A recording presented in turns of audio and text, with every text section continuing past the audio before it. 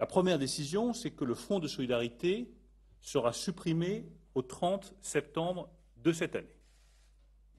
À partir du 30 septembre de cette année, le fonds de solidarité sera supprimé. Je rappelle que les chiffres sont aussi très clairs.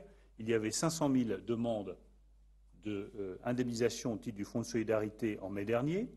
On est passé à 50 000 au mois de juillet, soit 10 fois moins.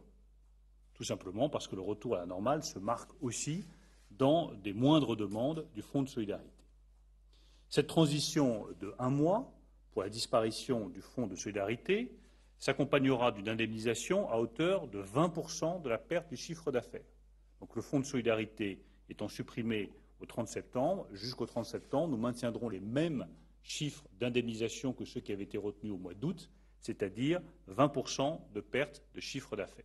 Je rappelle que nous avions fait quelque chose de progressif, 40% de perte au mois de juin pour l'indemnisation, 30% d'indemnisation de perte de chiffre d'affaires au mois de juillet et 20% d'indemnisation de perte de chiffre d'affaires au mois d'août. C'est ce chiffre-là qui sera reconduit pour le mois de septembre, avant l'extinction définitive du fonds de solidarité au 30 septembre 2021. Nous ajouterons néanmoins une condition pour avoir accès au fonds de solidarité qui n'existait pas auparavant. Il faut désormais faire 15% de chiffre d'affaires minimal pour avoir accès à ce fonds de solidarité jusqu'au 30 septembre de cette année. Pourquoi? Pour une raison très simple, c'est qu'il y a des effets d'aubaine. Et qu'il y a certaines entreprises qui, plutôt que de rouvrir, se disent on préfère rester fermé et toucher le fonds de solidarité. Je ne veux pas d'effet d'aubaine dans l'aide qui est apportée par l'État, c'est-à-dire par le contribuable français, aux entreprises en difficulté.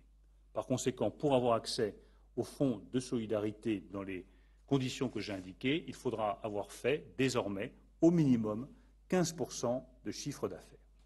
Une précision très importante, le fonds de solidarité est donc supprimé au 30 septembre. Néanmoins, l'intégralité des dispositifs de soutien sera maintenue pour les départements d'outre-mer qui sont encore soumis à des obligations de fermeture.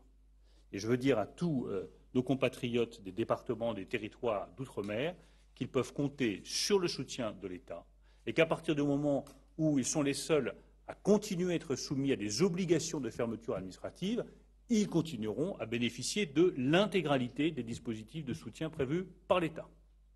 C'est un point qui est évidemment tout à fait essentiel.